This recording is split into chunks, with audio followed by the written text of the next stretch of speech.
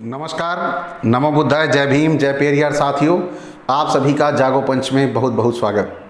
जागो पंच आपके लिए लगातार लेकर आ रहा है अंधविश्वास और पाखंड को ख़त्म करने के लिए उन्हीं के ग्रंथों से जहां से अंधविश्वास और पाखंड पैदा हुए हैं, या यूं कहें हम कि वहां से उपजे हैं। तो आज हम बात करेंगे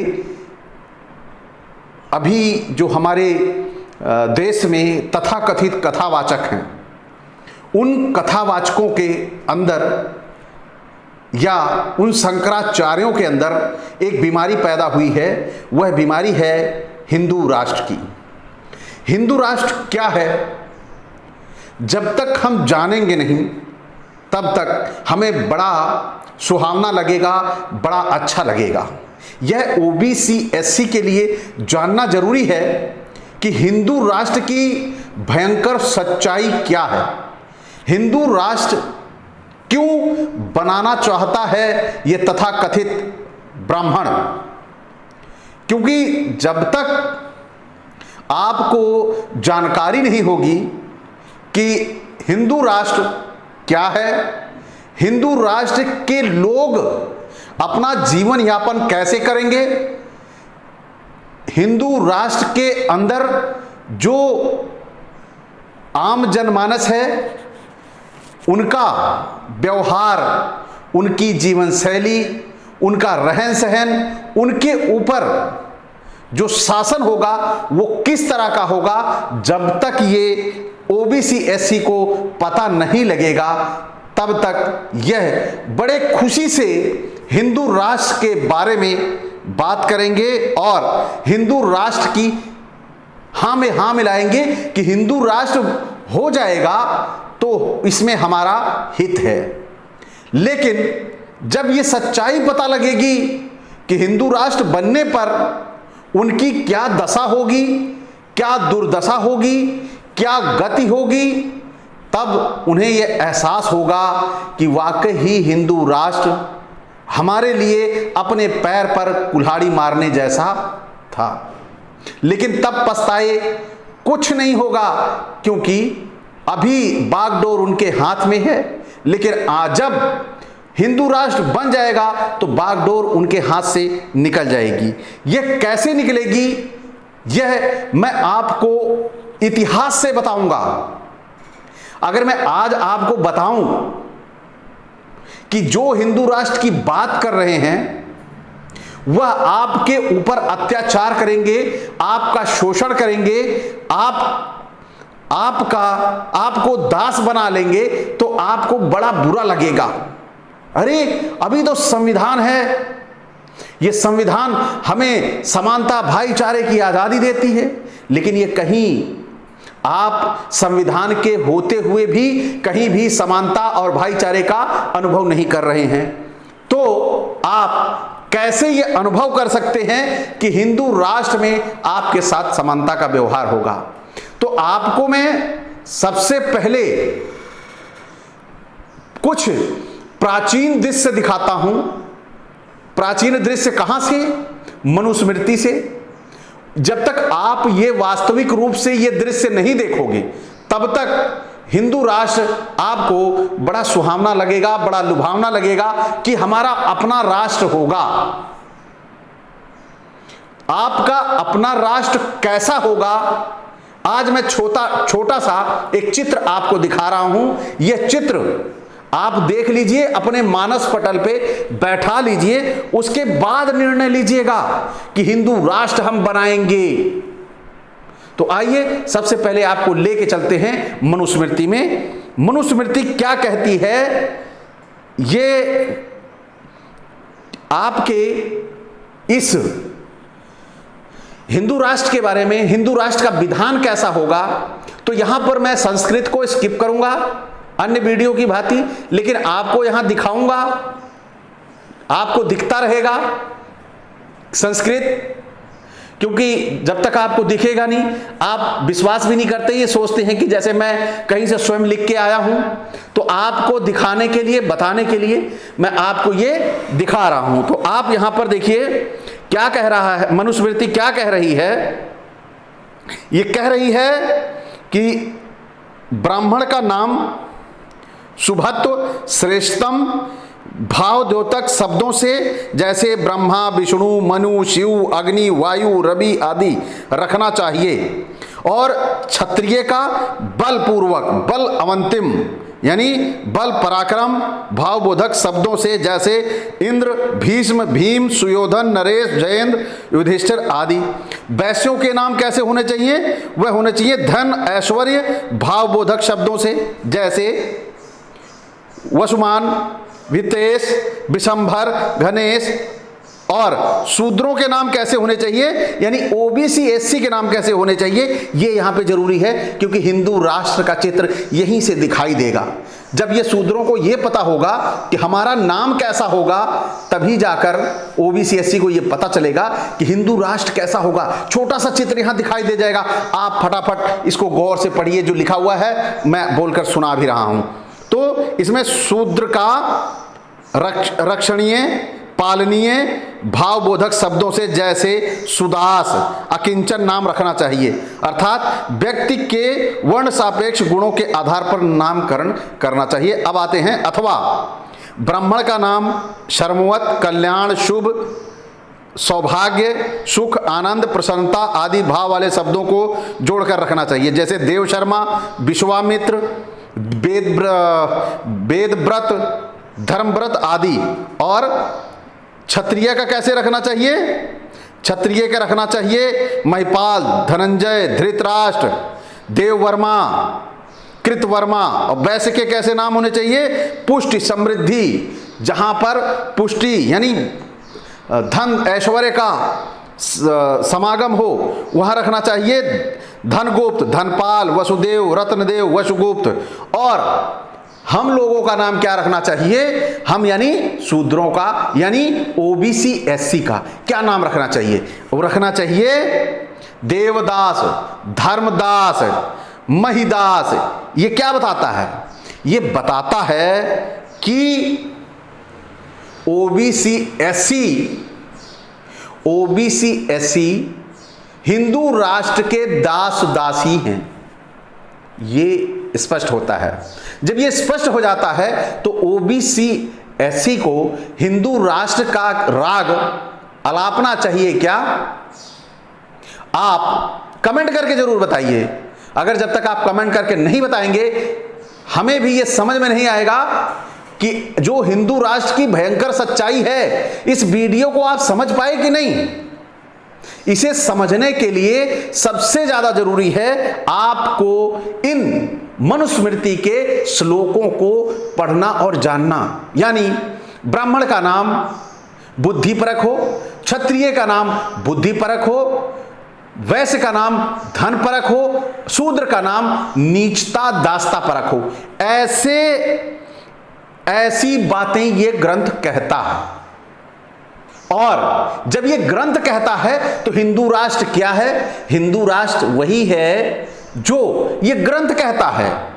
हमारे ओबीसी एससी को आज के जो हमारे ओबीसी एससी के नव क्षत्रिय भाई हैं, जो क्षत्रिय बनने की होड़ लगाए पड़े हैं, उन क्षत्रियों को नहीं पता है कि जब वो क्षत्रियों को नीच कहता है तो तुम क्षत्रिय बन के तब भी तो नीच रहोगे, शूद्र हो तब भी नीच हो, और क्षत्रिय बन गए तब भी नीच हो। तो जब नीच ही तुमको बनना है, दास ही बनना है, तो हिंदू राष्ट्र में क्यों? सबको साथ लेकर बने रहो। आइए यहां पे मैं दिखाता हूं, आप डिस्प्ले है कि वो क्षत्रिय को कैसे नीच बना रहा है। ये इसमें लिखा हुआ है 10 वर्ष तू ब्राह्मणम, यानी 10 वर्ष के ब्राह्मण को और 100 वर्ष के क्षत्रिय को क्रमशः पिता और पुत्र समझना चाहिए। उसमें ब्राह्मण पिता है, यानी हिंदू राष्ट्र की अवधारणा में क्षत्रिय की हैसियत ब्राह्मण के पुत्र के बराबर है। और यह मैं पीछे अपने उस वीडियो को मैं लिंक डाल दूंगा कि जो कह रहा है यहां पे ब्राह्मण, कि क्षत्रिय पुत्र है उसका, तो ये मैंने वहां पे सिद्ध भी किया हुआ है कि वास्तव में क्षत्रिय उनका पुत्र है, लेकिन ओबीसी एससी उनका पुत्र नहीं है। तो इसमें ओबीसी एससी का कोई भला नहीं होने वाला है। तो ओबीसी एससी को सावधान हो जाना चाहिए, जब हमें नीचा ही बनना है तो क्यों ना हम अपना साम्राज्य बना के बराबर का हक पालें। क्यों हम हिंदू राष्ट्र के उस लड़ाई में जाएं जहां पर स्वयं को दास बनाना हो, नीच बनाना हो। क्या ऐसा ही हिंदू राष्ट्र वो बनाना चाहते हैं, या हिंदू राष्ट्र की अभी तक आपको कोई सर्टिफाइड कॉपी मिली है कि हिंदू राष्ट्र कैसा होगा? हिंदू राष्ट्र मेरे भाई वैसा ही होगा जैसे ये कथावाचक वहां जाके दिखाते हैं और कहते हैं ब्राह्मण से परमात्मा हारो, ब्राह्मण से परमात्मा हार गया, यानी ऊपर वाला भी उससे हारा है, क्योंकि ऊपर वाले को उसी ने बनाया है और वो जानता है उसको चाहे जब चाहे हरा लेगा। तो आइए आगे चलते हैं, और एक दो श्लोक और हैं जिनके बारे में हम डिस्कस कर लेंगे। तो हमें हिंदू राष्ट्र की जो भयंकर सच्चाई है वो इतिहास से निकलकर कैसे आती है ये दिखाई दे जाएगी। तो यहां पर क्या कहते हैं, ब्राह्मण ज्ञान से, क्षत्रिय बल से, वैश्य धन धान्य से, और शूद्र जन्म अर्थात आयु से बड़ा होता है। अब आप यहां पे देखिए, यहां बड़े की जो परिभाषा दी गई है वह उम्र श्रेष्ठ नहीं दी गई है, उम्र के हिसाब से नहीं दी गई है। यहां ब्राह्मण वह जाति से ही और बुद्धि से ही बड़ा है, तो वह बड़ा है चाहे वह 10 साल का हो, और क्षत्रिय 90 साल का भी हो तो वह 10 साल के ब्राह्मण के बच्चे को अपना पिता तुल्य समझेगा, उसके चरण वंदना करेगा। ऐसे विधान में, ऐसे हिंदू राष्ट्र की कल्पना आप करके उसमें कैसे जीवन यापन कर लोगे? यही मेरा आप सभी से सवाल है। आप सभी को जागना होगा, और जब तक जागेंगे नहीं तब तक आपका भला नहीं होने वाला। तो सबसे पहले आप इन ग्रंथों से इन चीजों को समझिए कि हिंदू राष्ट्र क्या है। तो वही मैं आपको बता रहा हूं, हिंदू राष्ट्र की भयंकर सच्चाई। अब बात करेंगे हिंदू राष्ट्र में शूद्रों को सजा कैसे मिलेगी, यानी ओबीसी एससी को सजा कैसे मिलेगी, ये जरूर ध्यान दे ले। आप आवाज नहीं उठा सकते, आप किसी को गाली नहीं दे सकते, आपको चाहे जितना मारा जाए, चाहे जितना लतियाया जाए, आपको कोई सजा दे दे, आप आवाज नहीं उठा सकते। ऐसा विधान उनके हिंदू राष्ट्र के इस संविधान में दिया हुआ है। अब मैं आपको पढ़ के सुना रहा हूं, क्योंकि बोलूंगा तो आप बोलोगे कि मैं बोलता हूं। आइए चलते हैं। ब्राह्मण को कठोर या दुष्ट वचन कहने पर क्षत्रिय 100 पण दंड का भागी होता है, और वैश्य 150 200 पण, और शूद्र शारीरिक दंड का भागी होता है। सबको आर्थिक दंड मिलेगा। क्षत्रिय को, वैश्य को, ब्राह्मण को अगर वो कठोर शब्द कह देता है, कठोर वचन कह देता है, या कुछ बुरा भला कह देता है, तो क्षत्रिय को, वैश्य को आर्थिक रूप से दंडित किया जाएगा, और शूद्र को शारीरिक रूप से दंडित किया जाएगा। क्या यही हिंदू राष्ट्र आप सभी चाहते हैं? यही हिंदू राष्ट्र आप सभी बनाना चाहते हैं? आगे चलिए, अभी यही नहीं रुक रहे हैं हम।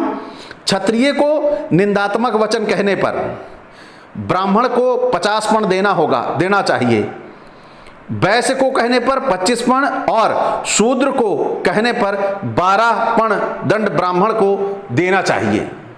आगे चलिए। समान वर्ण वाले द्विजों में परस्पर कठोर वचन कहने पर, यानी समान वर्ण वाले द्विजों में जो बराबर के वर्ण के हैं 12 पण दंड चाहिए, और अत्यंत निंदनीय वचन कहने पर वही उक्त दंड दुगना होगा। आगे चलते हैं, जो शूद्र को मिलने वाला है उस पर बात करते हैं। यदि शूद्र दुजातियों को अत्यंत कठोर या दुष्ट वाणी में आक्षेप करे तो उसकी जीभ को काट देना चाहिए। क्या करना चाहिए? उसकी जीभ को काट देना चाहिए। शूद्रों को यह दंड का विधान है, क्योंकि वह शूद्र नीच से उत्पन्न है।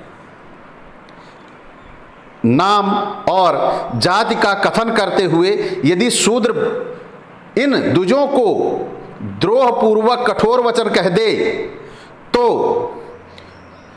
जलती हुई 10 अंगुल लंबी लोहे की सलाखा इस शूद्र के मुख में डाल देनी चाहिए।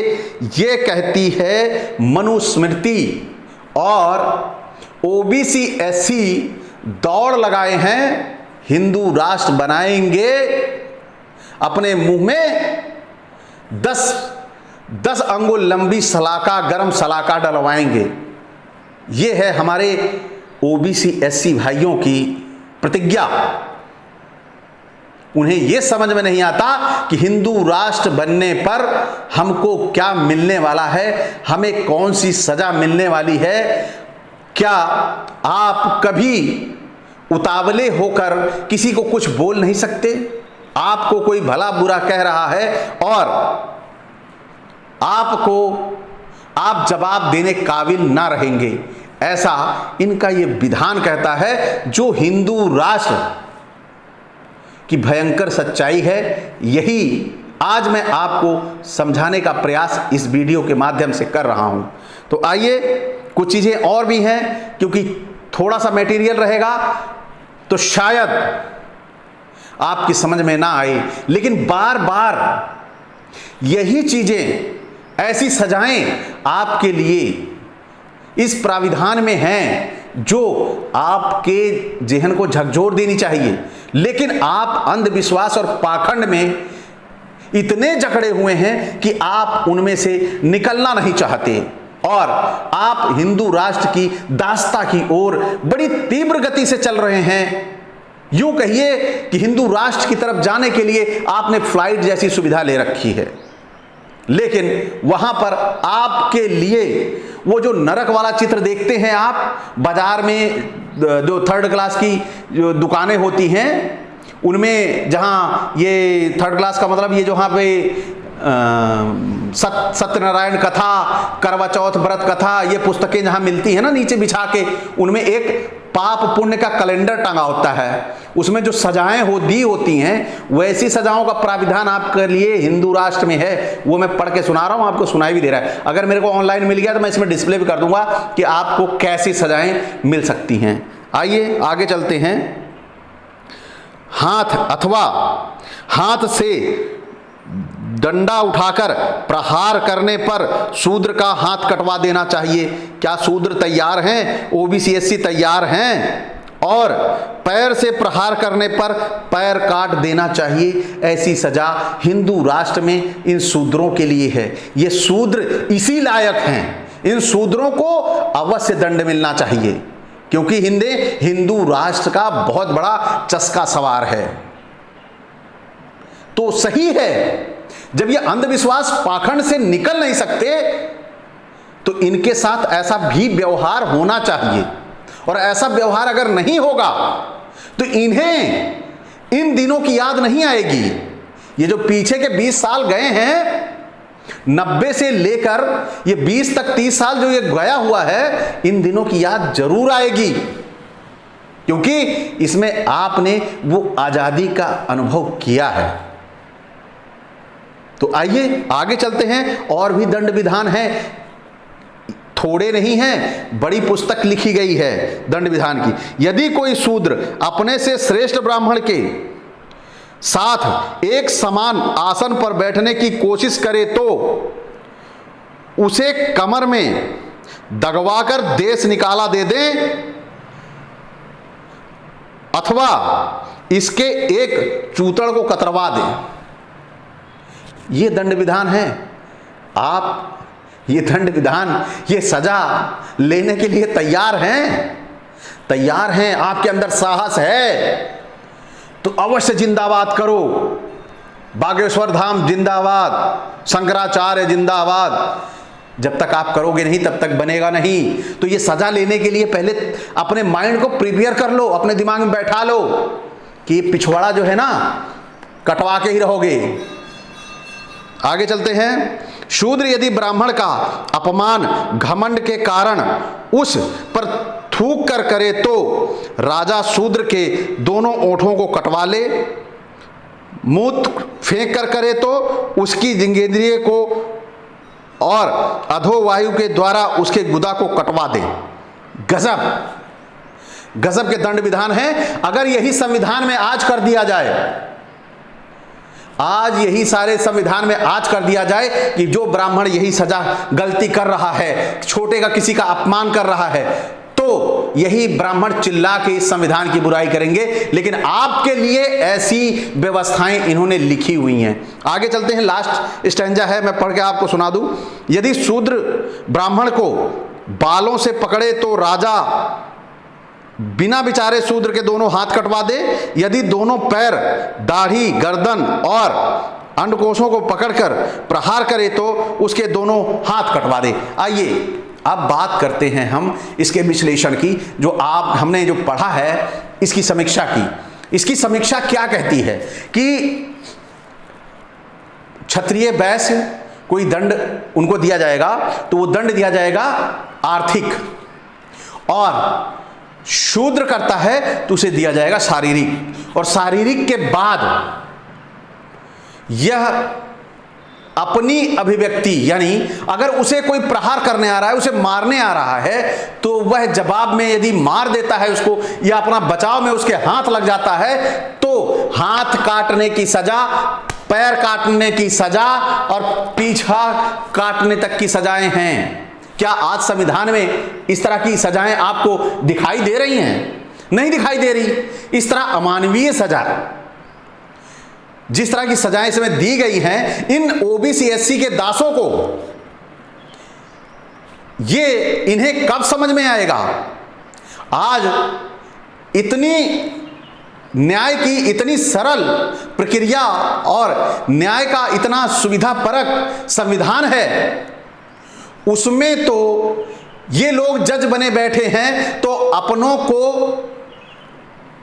मतलब बाइज्जत बरी कर देते हैं अपराधी होते हुए।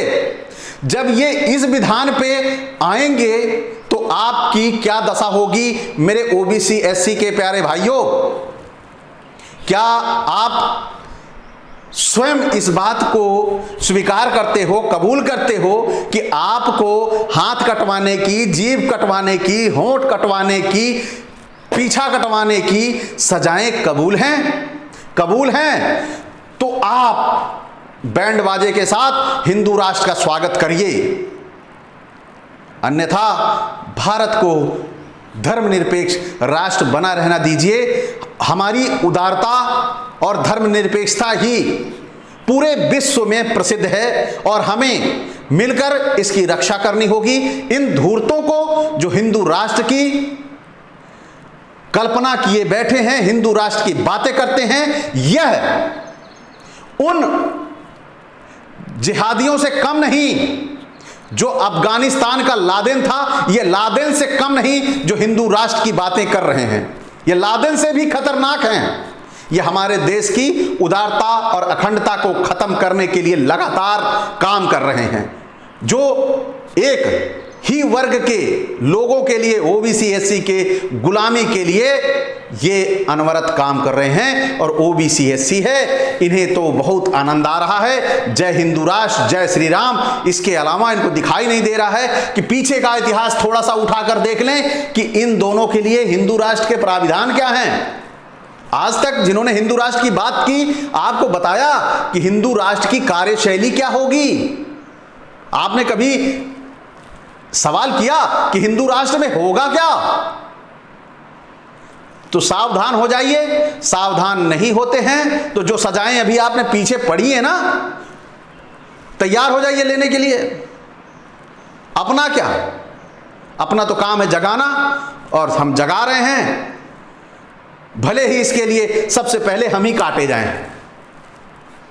तो आप सभी साथियों से मैं कहूँगा कि आज का हमारा ये वीडियो हिंदू राष्ट्र की भयंकर सच्चाई आप सभी को कैसी लगी, आप सभी को अच्छी लगी तो आप लाइक करें, और जो नए साथी हैं वो सब्सक्राइब करें और ज़्यादा से ज़्यादा शेयर करें, जिससे हम अपने लोगों को ये समझा सकें कि हिंदू राष्ट्र की भयंकर सच्चाई क्या है।